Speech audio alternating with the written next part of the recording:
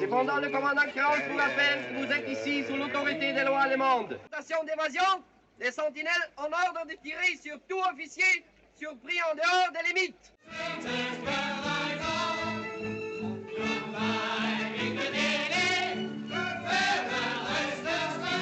D'un côté des enfants qui jouent aux soldats, et de l'autre des soldats qui jouent comme des enfants.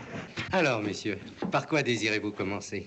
Poulet froid, pâté de foie gras aux truffes du Périgord ou maquereau mariné du capitaine Cook? Arrêtez les copains! On a repris du Haumont, et c'est eux-mêmes qui l'annoncent.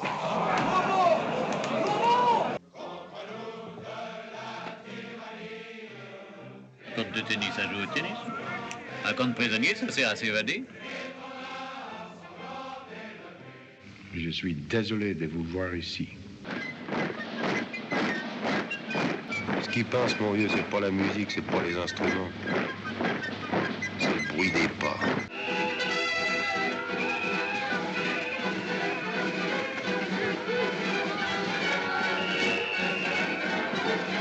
You understand that if you do not obey my order now, I'll have to shoot.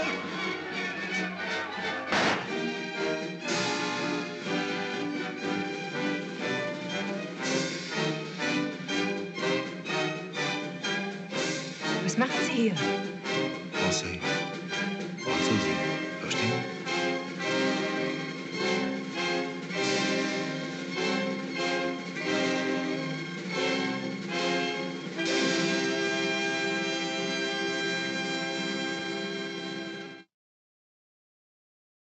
Hello, and welcome to today's Saturday Matinee film discussion presented by the Denver Public Library.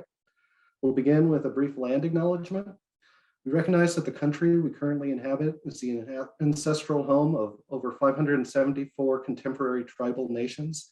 In an effort to disrupt invisibility and the ongoing erasure of indigenous cultures, we want to express our gratitude for the ability to live and meet on these territories and to recognize the past and current contributions of indigenous peoples. Today, we are discussing The Grand Illusion, a 1937 French war drama directed by Jean Renoir. A couple of housekeeping notes first. We'll have a brief Q&A in the last 15 minutes or so. So please type your questions into the chat as soon as possible, and our panel will address those near the end. This discussion is being recorded for future viewing on YouTube, but only the hosts and panelists' videos are being captured. But please keep your mics muted to avoid any potential interruptions. My name is Andrew. My co-host is Daria. Please message myself or Daria in the chat if you have any technical issues or anything like that. Our guest today is screenwriter and author Tod Davies. Facilitating today's discussion is film critic Walter Chaw. So please join me in providing a warm welcome to Walter Chaw and Tod Davies. Oh, I have to remember to unmute. Good morning, everybody. Thank you so much for being here today. I'm really stoked, as I'm always stoked to be here, but I'm very stoked, especially today, to talk about one of the great films of all time, Grand Illusion. We'll start really broadly with some big introduction note points. Sorry, I'm a little bit groggy. I just spent a week in New York, and as I was telling these people, I'm really bumpkin, terrible, ridiculous bumpkin. I walked through Manhattan with my head craned up in the sky, getting yelled at by people for stopping in the middle of the street. So still a little bit stunned by the experience. Sorry. Anyway, let's talk a little bit very briefly, very broadly about Jean Renoir. He is the second of three sons of the painter, the great painter, Pierre Auguste Renoir. You may have heard the name. Jean was born in 1894. At the outbreak of World War I, he was serving in the French cavalry, and he got wounded. He got a shot in the leg that kind of resulted in a permanent limp. And then after he was shot, he served as a reconnaissance pilot in the war. It was during this sort of period of being a pilot that he heard a lot of stories about pilots and stories about their experiences in the barracks and in the air, the stories that they'd heard, the sort of history, the literature of World War I history is broad and fascinating and in depth. You had so much of the aristocracy went to war thinking that it was going to be sort of a game, a noble chivalric fight. And in reality, all of these battles that we call in World War II were actually slaughters, wholesale, of young men drowning in mud sometimes. There's an idea in literature that the birth of poetic irony is within those years of World War I. Authors like Fitzgerald and Hemingway, and the way they write so ironically about notions of honor and class and duty, is a result of the disillusionment, the grand disillusionment of World War I. It's really a landmark moment. It seems stupid to say that, except I think we've forgotten so much of that history. World War I, the echoes of its dehumanization stick with us still, and the way that we deal with it, the cruel ironies of it. You see it a lot in how we talk about COVID victims. How this person, ironically was a fire-breathing anti-vaxxer, and not only did he die, but he killed his wife and he killed his daughter as well because of that. So it's that kind of irony that we see blossom, if you will, like in a deadly way in World War I. One of the great authors of that phenomena is a guy named Paul Fussell. He wrote a book called The Great War in Modern Memory. Give it a look. It's sort of a literary history perspective of World War I that also functions as a great history of World War I. But it's in this that Jean Renoir is working. His earliest films are silent. They didn't do that well. A great many of them didn't. To continue to fund them, he sold a few of the paintings that he was left by his father in order to fund them. Kind of interesting how that fed into it. Right immediately after the war, though, before he began getting into film, he did ceramics at his father's recommendation. Pierre Auguste built porcelain works on their estate, so he went back and started making ceramics. The curator of the Barnes collection in Philadelphia, that has, I think, 40 of Jean Renoir's ceramics, says this about Jean Renoir as a potter. She says, Jean's approach to ceramics was different than a professional. He experimented with technique and appreciated what professionals considered mistakes, such as a cracked glaze or pinholes in the glaze. He cultivated and appreciated accidents and imperfections for their aesthetic appeal. His ceramics have a handcrafted, artisanal quality. And I love that because it's a really beautiful description of Jean Renoir's films as well. And I would add to that this idea of humanism, and we'll talk a little bit about that too. He worked in silent. He began to make sound films. Two of his masterpieces, some people would say his two masterpieces, grand masterpieces, came in the 30s. It is this film, The Grand Illusion, and another, The Rules of the Game, that came a couple of years later after that. He came to Hollywood. He worked on a film that was written by Faulkner. He went back to France afterwards and made a few more movies, including one in India called The River, which I just absolutely adore. Absolutely adore. This is what Orson Welles wrote about him. Yeah, he said that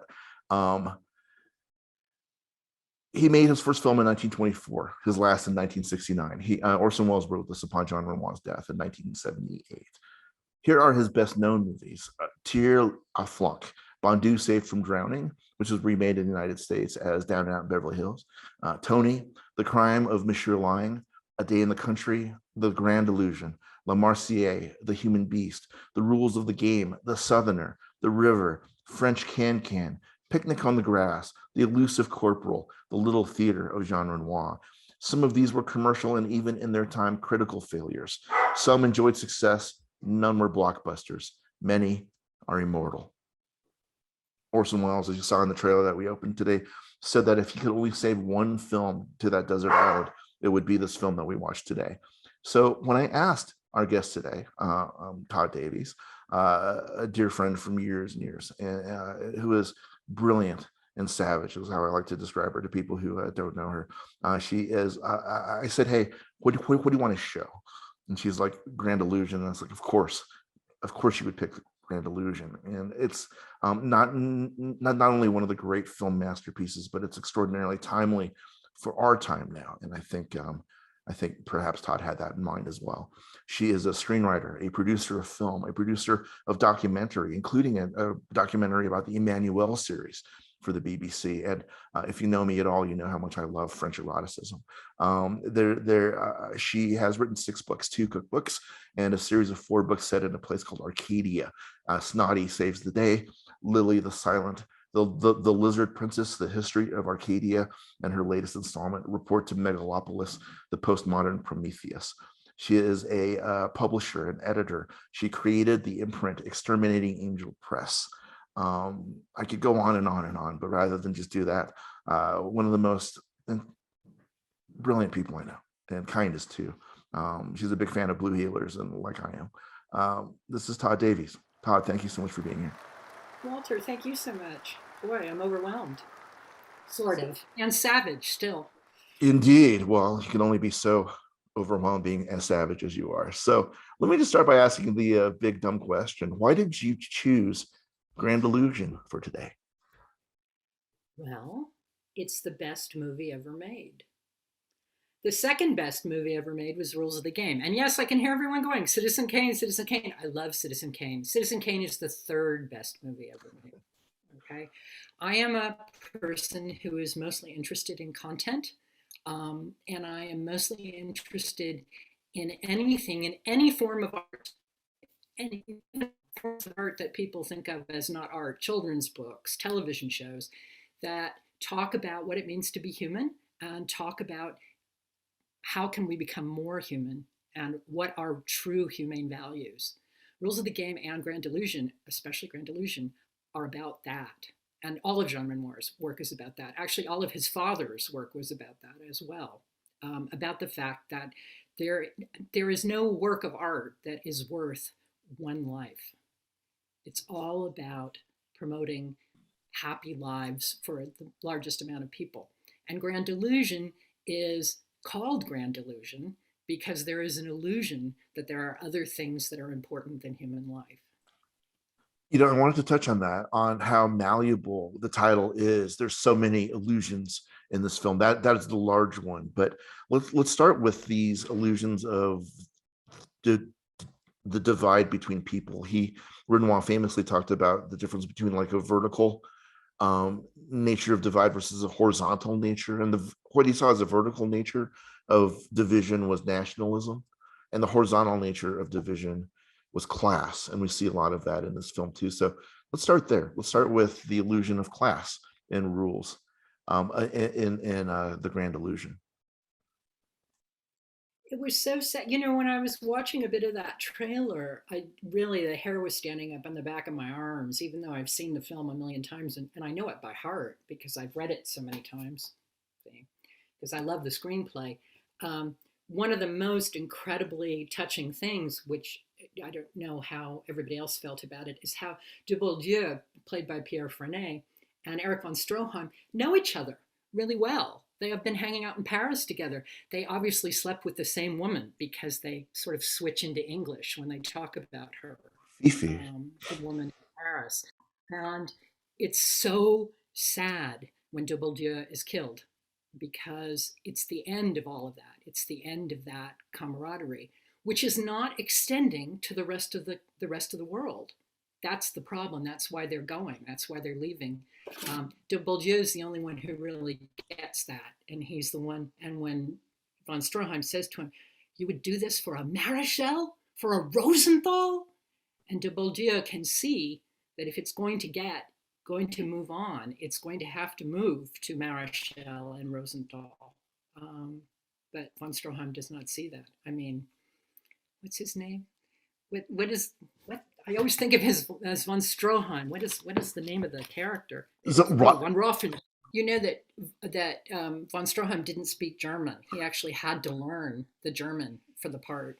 That's right. It's really interesting about him because he was born in Austria and he gave sort of a mythology about his own life, a grand illusion about who he was. He was the son of a nobleman, and really, I think he was the son of a Jewish hatter.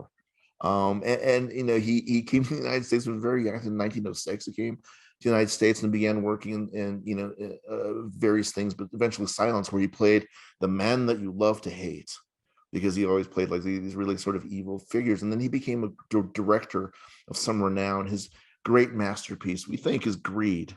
And there's only 2.5 hours left of it. And you think that's really a lot, right? But it was originally 10 hours.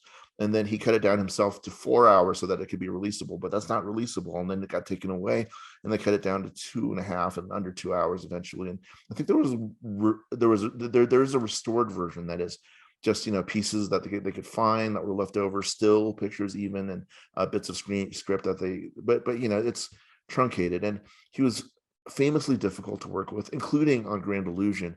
In the beginning, he and Renoir got into a big fight. Do you know the story, Todd? About something or another. You probably know specifically about what, but it ended with Renoir and von Stroheim both crying and saying, "You're right. I could never direct this." As Renoir and von Stroheim says, "No, never. I can't believe I." And they hugged it out. And then the rest of it, they were. He was very cooperative. He vowed during that fight that I will listen to everything that you say to the letter. I repent, being the von Stroheimness of my von Stroheimness. He came back to the United States, of course, and he was, and I think it was at 29 that he got kicked off of Queen Kelly, the film, by Gloria Swanson. He said, "Get out of here. This is ridiculous. I'm not working with you anymore." And then, of course, when he comes back to the United States in 1950, he's in Sunset Boulevard, where he plays a former director of Gloria Swanson's, who's been kicked out of Hollywood essentially, and now must become her butler. So, layers upon layers. That's von Stroheim. But yeah, they represent essentially this aristocracy that is dying. And I think what we don't remember about World War I as well is that it began as sort of a game of aristocrats, but quickly it devolved into mechanized, impersonal genocide, essentially, wholesale slaughter of both sides. And so all of these notions of chivalry, that wonderful line in the trailer even that says, tennis courts are for tennis, prison camps are for escaping. This idea of games is lost here. And we were talking a little bit about how much of World War I history is lost. I think people don't know and don't remember that some of these commanders, these British commanders, would bring soccer balls to the trenches, and they'll kick a soccer ball, and they would give prizes to whomever could kick the soccer ball over to the other side of the trench without dying or whatever. And they never could. I mean, they get killed instantly, of course. But there was a misconception of what war was. Except on Christmas Day. One Christmas Day, the Germans and the British played soccer together over no man's land. Yep, and it was, and they immediately banned it. That the both sides said, no, that'll never do. And but the notion of class is so touching to me about this. I'm really just monologuing. I'm so sorry, but the notion of class is so fascinating to me about this. Can you talk more to me about class as it's portrayed in this film, and about the death of Fresnay's character? Why is that so particularly touching? Well, it's particularly touching because he does know that it's the end for the world that he and von Rothenstein shared prior to the war, where they met at the Café de Paris and bet on, and they talk about, remember, von Rothenstein having won a horse race in England that von Baldieu was at as well, and that world. They're still clinging to that world, by the way. I mean, you can watch Prince Andrew refusing to take the papers about Virginia Giuffre. But it's over. It's definitely over, and it's their own fault, too. I want to get back to the idea of the trenches, because, I really wonder how many people, younger people understand what it meant, that they actually lined men up and were bombarding each other across trenches and getting 20 feet forward one side or the other. That was all that was happening at that point. And in Rules of the Game, when he first showed Rules of the Game in Paris, the audience rioted and tore the movie theater apart. They were so angry. And if you watch it thinking about those trenches, when he gets to the hunting scenes and it's just wholesale slaughter of these little animals, you realize that what the French were seeing was a criticism of how the French behaved during World War I. It's amazing also to watch Marichal and Rosenthal, Gabin and Dalio working together. It's incredibly touching, I find, anyway. Especially, there's a lot of reference to anti-Semitism in this movie, which obviously was rampant during World War I and came to its wonderful efflorescence in World War II, if I can call it that.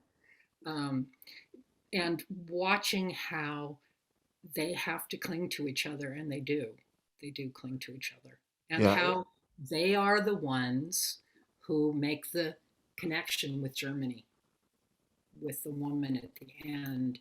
And you know that Gabin is going to go back and father her child, and be the father, the stepfather of her child, and it will be a German and a French family.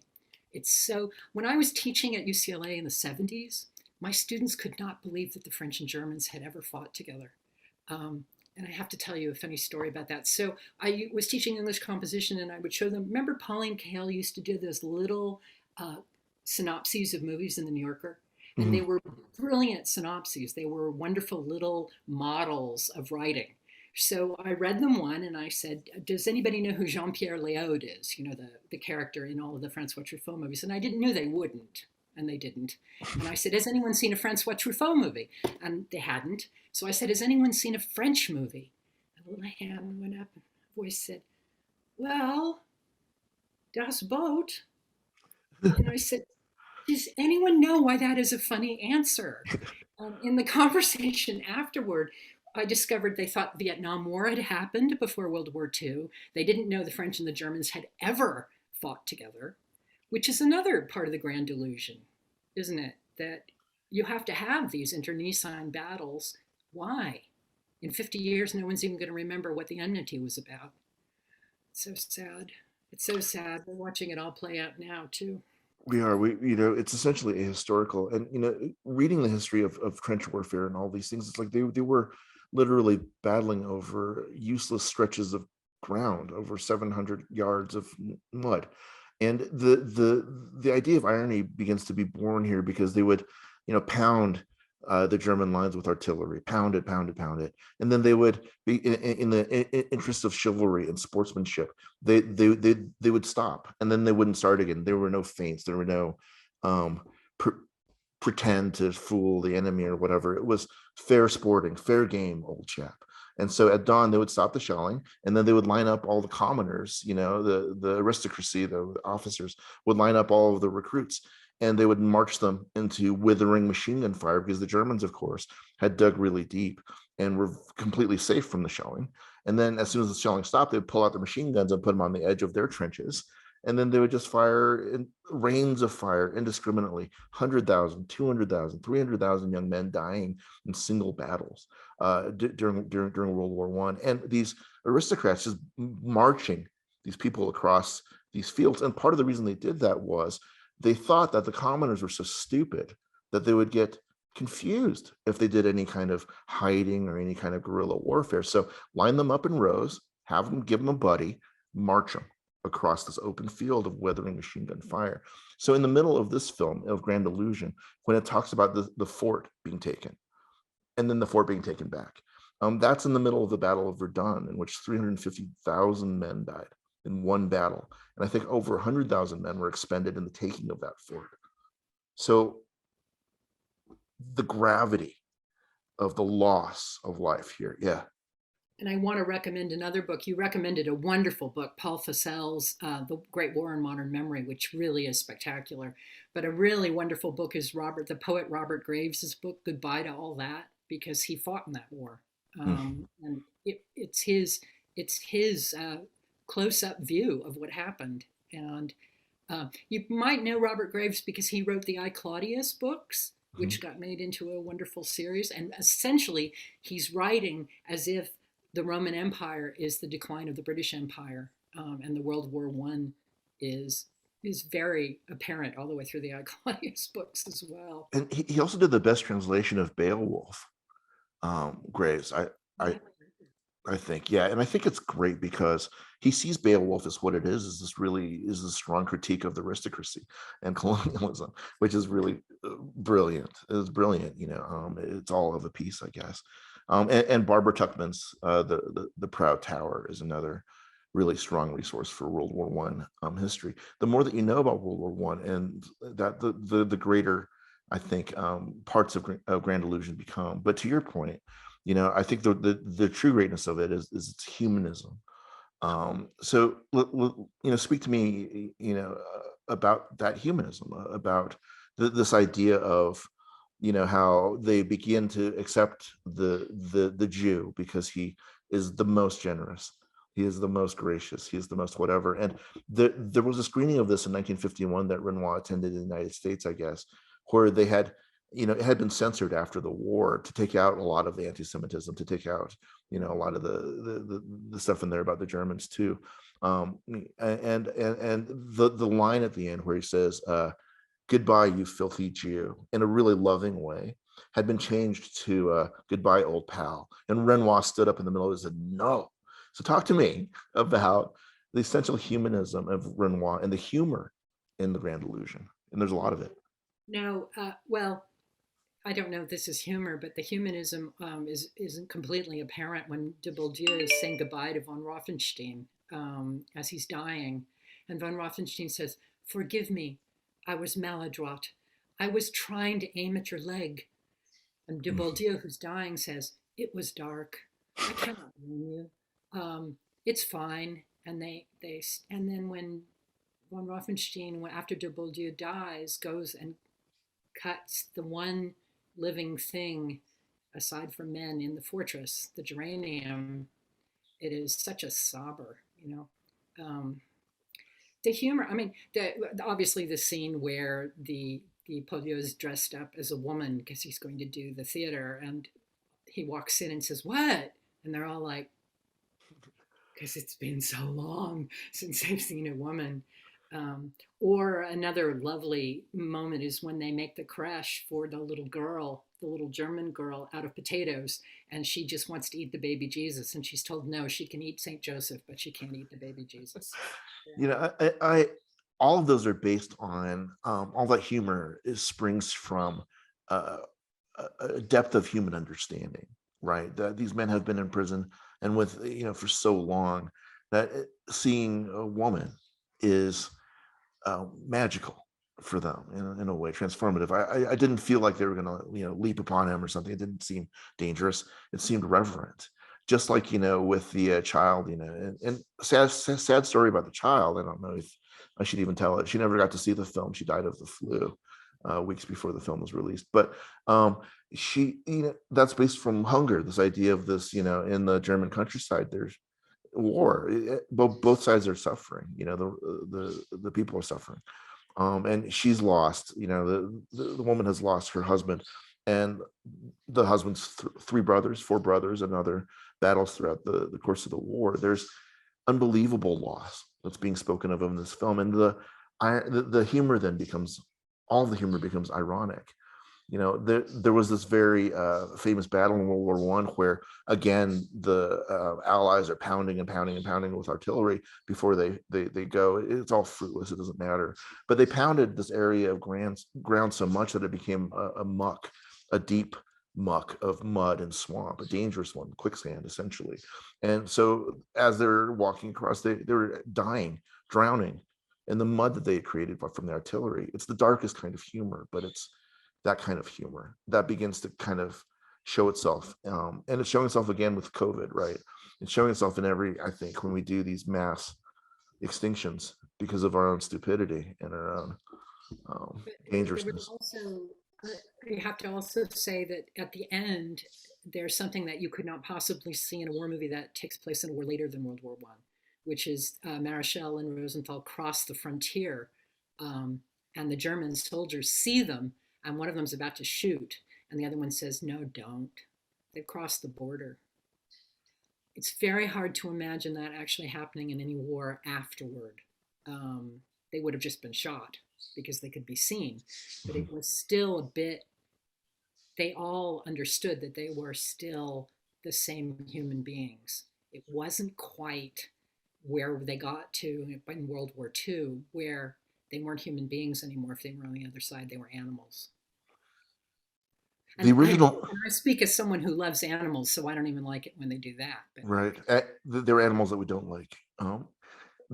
So there's the original ending of this has it that the two men agree to meet at some future date at Maxim's. They're going to have a reunion party in a year or so, and the last shot of the film was intended to be the two empty chairs where they don't in fact meet, and we don't know what's happened in the time in between. But whatever kind of kinship they've established doesn't hold, or they haven't survived. We don't know. We don't know what's happened, but it doesn't hold. It was a very much bleaker ending than it is now. Do you have thoughts about why he didn't go there? He didn't use that ending, and he rather just ended with those two figures in the snow. It's not as good of an ending. It's not as good of an ending. It's much better the way that it ended. And Casablanca was the same way. They didn't know how it was going to end. They ended up editing it, and it ends wonderfully. It ends perfectly. And my own husband, Repo Man, he really wanted the ending to be that the atomic bomb goes off and blows everybody up. He wanted that it was flying around. And for years we've been arguing about this, and I've been saying it's a better ending to have the guy flying around in the sky. And I'm not just saying that because he stole all of my lines for that character. But... Well, you mentioned Casablanca, and there's that scene in Casablanca too, where all the Frenchmen sing the Marseillaise, which is, I think, a very kind of a thing that was done, but also explicitly a reference to Grand Illusion. The film has so many descendants. The Great Escape, of course, but I was even thinking of Escape from Alcatraz, or Shawshank Redemption. In the releasing of the concrete that he's burrowing through, and the prison yard as they're walking through, and everything. And source of so much humor in the film too is there, but also found in the talent show, and found in these moments of camaraderie. So stuff like Solid 17 has roots, I think, in this film as well. It's the headwaters for so much of our war art. It's a great war film, I think, in the sense that it doesn't have any war literally in it. Talk to me a little bit about that idea. There's no battles, right? About the idea of the Grand Illusion encompassing an idea of chaos as well. About how we are always thinking that, okay, now this is the great next moment of our civilization. This is when we could finally become men and not think about these things like war. I mean, the French referred to World War I as the war to end the war. That this was going to be it. This was going to be it. And I'm thinking of this quote that from a Chinese military general who said once, truly this weapon is so terrible that it must be the end of all wars. And he was talking about the crossbow. So talk to me about the Grand Illusion of civilization. It's a big question. The illusion of civilization is that there is anything more important than another human being and your relationship with the other human being. And that is an illusion. And interestingly, this is an escape film. The structure of it is an escape film. I'm not interested in escape films. And I've never watched any of the other ones. What I'm interested in is what he's saying with the escape film, which is the same thing he's saying with Rules of the Game, which is a story about a house party in the countryside in France. So you would think that he wouldn't be able to say the same thing, but he is. In that one, it's also about the failure of relationship, that people are thinking only about things that are not important and giving them exaggerated importance, and not thinking about what is important is the relationship between two people and between groups of people. That's what I think. Yeah, and the barriers that he's transcending in this really beautiful script that he's co-written is, the barriers of race, barriers of religion, barriers of notions of class, barriers of notions of country, even of nationalism. When they're looking out over the field, and he's like, that's Switzerland, are you sure? I don't see a big dotted line across the countryside. He's like, well, of course not. Nature doesn't care. It's men that are making these frontiers, apart from each other. And why? And why? And why are we still doing it? I mean, we are still in the backwash of that, for sure. And we've done it And once again, we thought something was more important than our relationship to nature. And as a result, we have the present emergency, which all you have to do is look around wherever you live to see that we're having a present emergency. Because it's become about something else. It's about, guarding your piece of land rather than guarding your neighbor, against the most essential basic sort of thing. I thought about that a lot when I was watching this, about watching that this has become a game again for the people who are in power, and the pieces that are getting slaughtered are us, on both sides. Yeah, I mean, but politics has now become which side's going to win. And once again, it's like being in the trenches. They went a little bit this way, they went a little bit that way, and they're not thinking about the bigger picture. The bigger picture is supposed to be moving everybody forward in a happier life and pulling more people into that and having relationships with those people and not pushing people out of relationship. And that little battle over that useless piece of land has resulted in 750,000 people dead in the United States. So the history of this film is interesting too, the physical history of it. It was banned immediately by Joseph Goebbels, as you would imagine, and the prints were seized and destroyed, the original prints and negatives. But we've been able to trace, I guess now, in 1942, a Nazi saved the original negative for this film, spirited it away.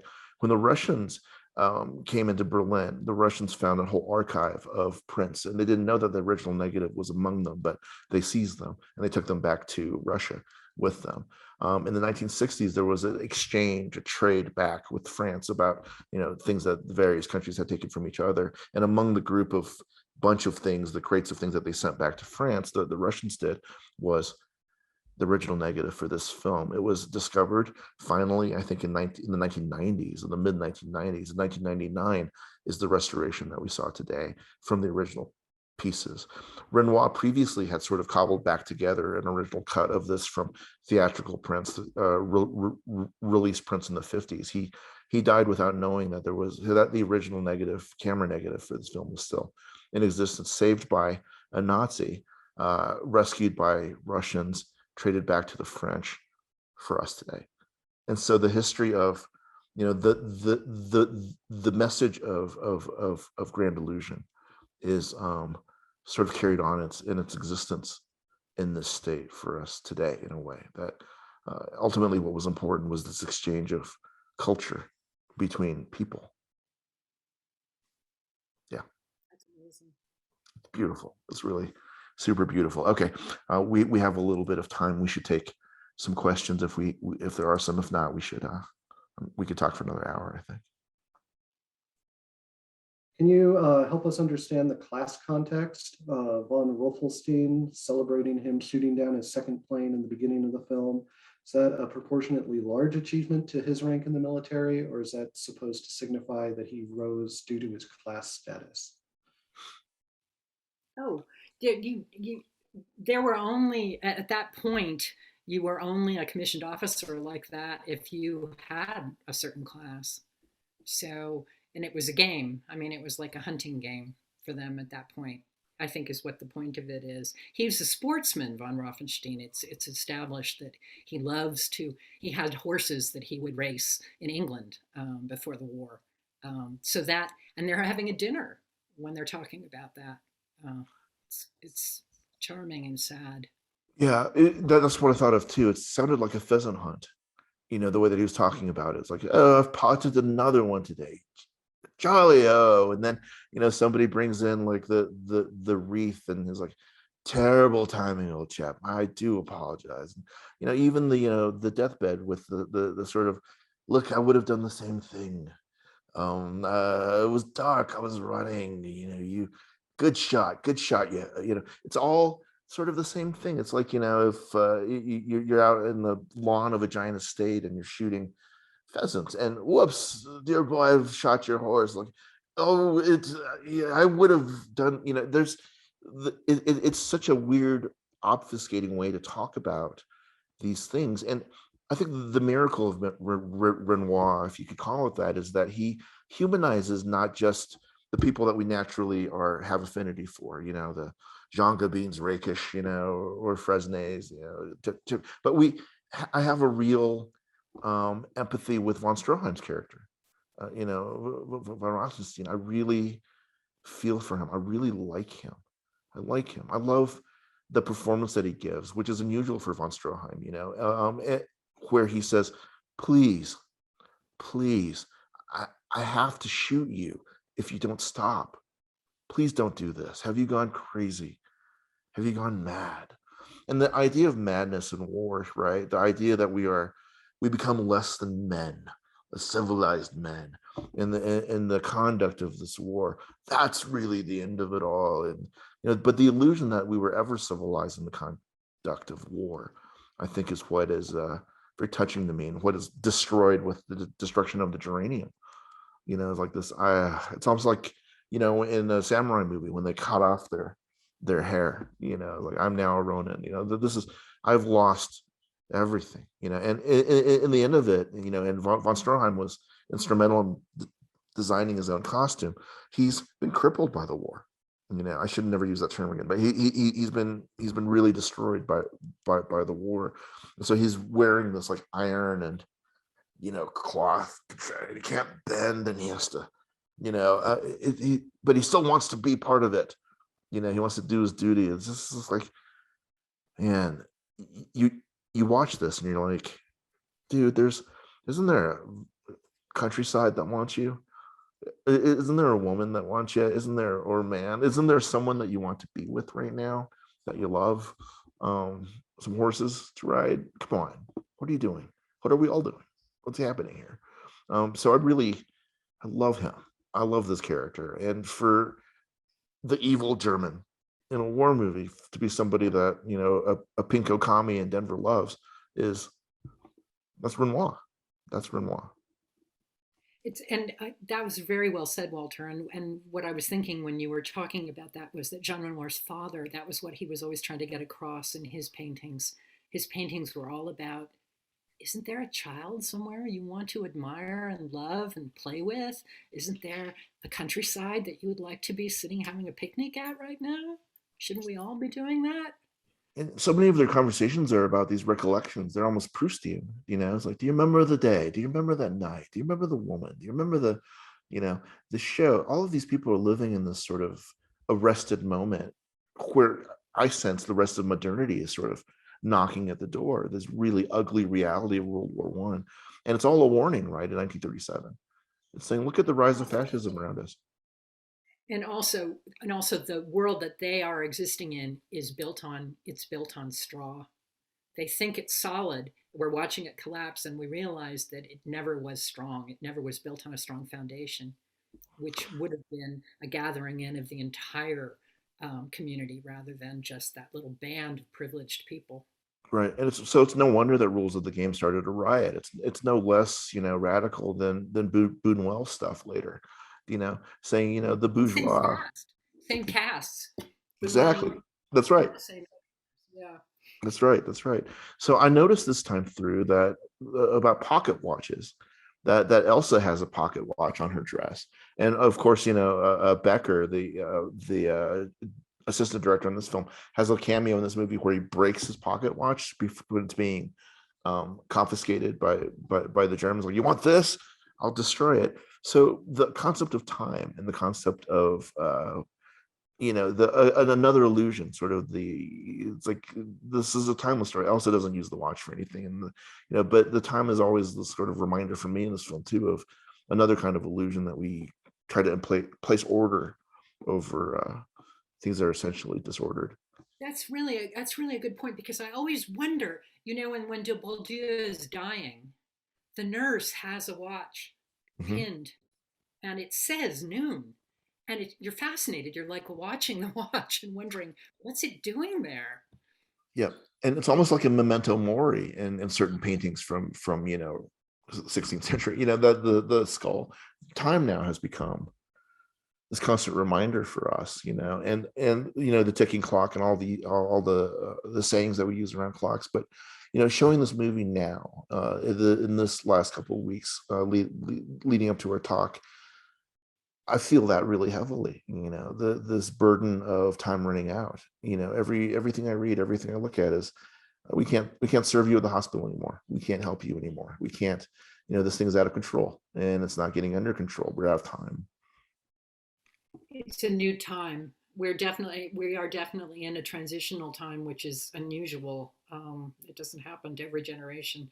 And Renoir said at one point in his book, My Life in Films, he said about World War I, he was talking about World War I, that great disasters take a very long time to unfold and a very long time to show their results. And I think all of his movies talk about that as well. Yeah. Well, here's a quote. He says that grand illusions are the dreams which help men to live. But more than this, grand illusions are the illusion of hatred, which arbitrarily divides men. In reality, they're not separated by anything. Illusion of boundaries with the wars that result from them. Illusion of races, of social classes. The war, the product of hatred and division, paradoxically reveals the falseness of all barriers of prejudice separating man from man. And then I guess that says it all. We probably have time for one more question if there is.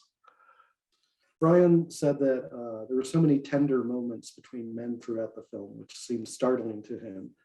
The early 21st century brain always jumps to some sexual subcontext with that, but he doesn't think that's there. Can you talk about the intimacy between men in this film?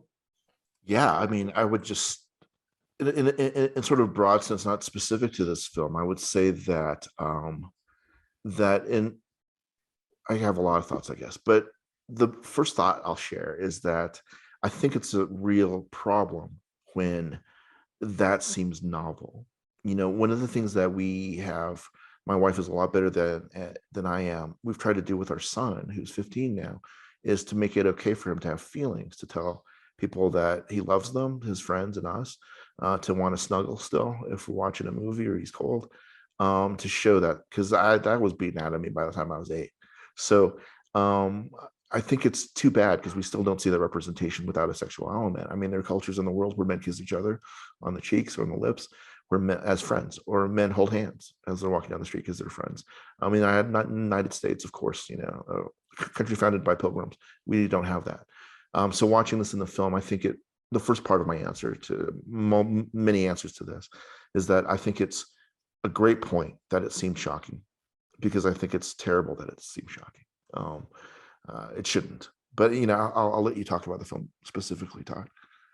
Well, I actually was going to talk about Jean Renoir's childhood and Please. say that he talks an awful lot about, he couldn't understand why people responded so violently to Rules of the Game. And he finally thought about it for a very long time. And he said he thought it was probably because he was raised differently than most of them. And he was raised in an atmosphere of love, essentially, and love of nature and of truth telling.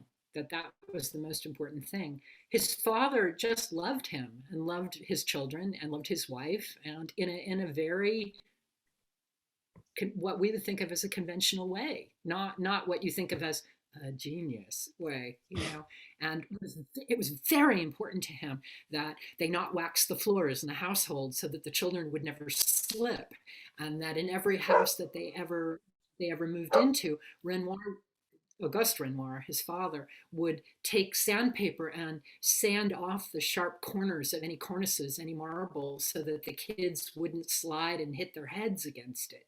So he grew up in this household of tenderness, where a man being tender to another man or to a boy was A, not sexual, and B, not just regarded as normal, but regarded as just what you wanted to have happen in a family life. So he's essentially portraying those kind of relationships in his movies. Yeah, I mean, it speaks a lot to my damage, I guess, that even when you said that his father just loved him, it makes me want to cry. It's there is so much damage that's done in our culture of war and bellicosity and breeding all of this aggression. The only appropriate expression of emotion for man is rage and violence.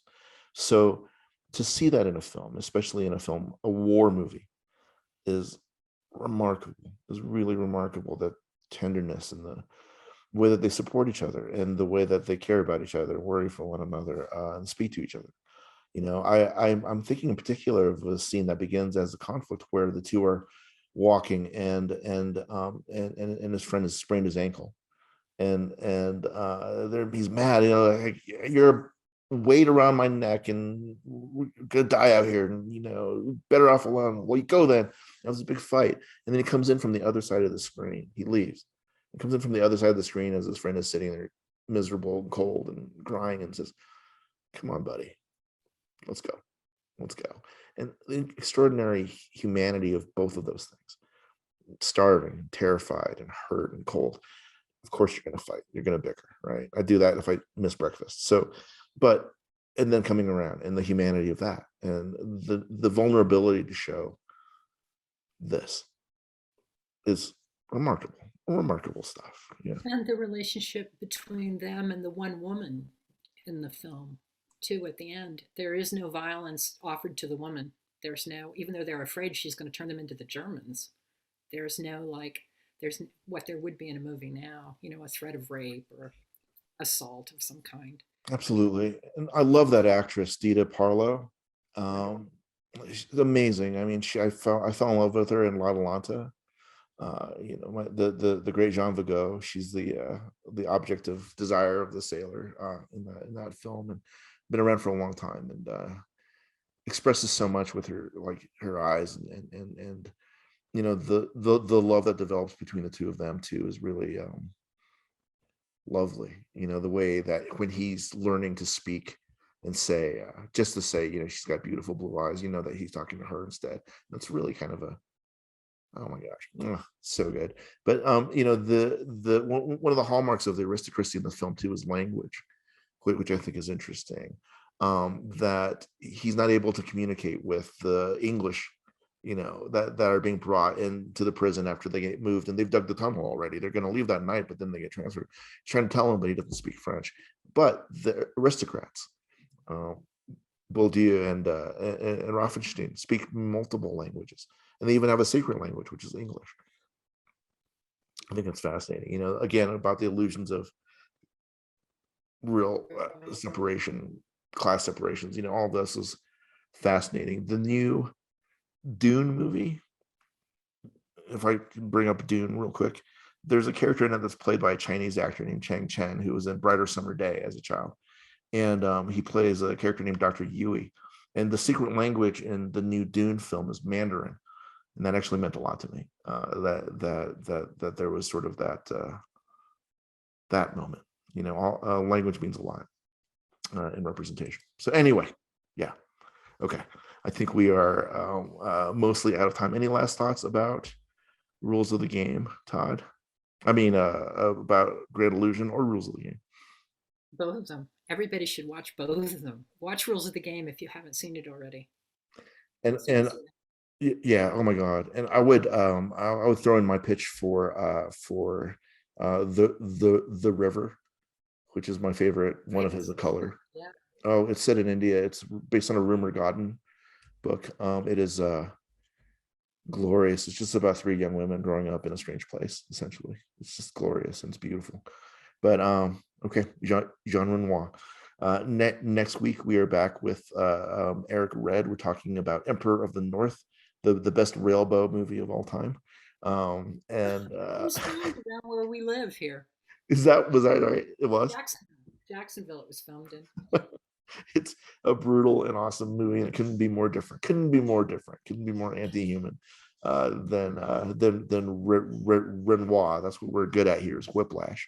And we're exiting today with Yves Montand singing a song called Autumn Leaves, and it was composed by the composer of the score, Joseph Kozma, a Hungarian composer who did the score for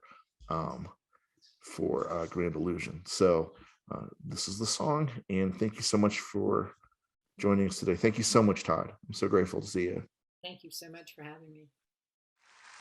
Oh, I would like you to remember those happy days when we were a friend, in those times when life was so much sweeter and sunshine brighter than today. Fallen leaves are heaped up in the autumn. You see, I didn't forget. Fallen leaves are heaped up in the autumn. So are regrets and memories. Et le vent du nord les emporte dans la nuit froide de l'oubli. Tu vois, je n'ai pas oublié la chanson que tu me chantais. C'est une chanson qui nous ressemble. Toi tu m'aimais et je t'aimais. Nous vivions tous les deux ensemble. Toi qui m'aimais, moi qui t'aimais. Mais la vie sépare ceux qui s'aiment tout doucement, sans faire de bruit. Et la mer efface sur le sable les pas des amants désunis.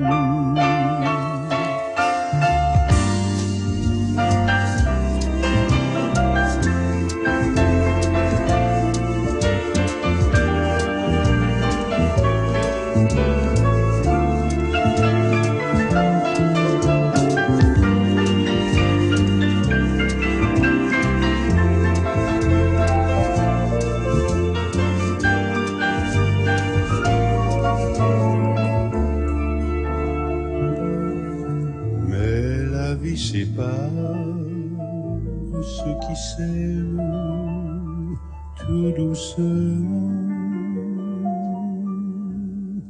sans faire de bruit. Et la mer efface sur le sable les pas des amants.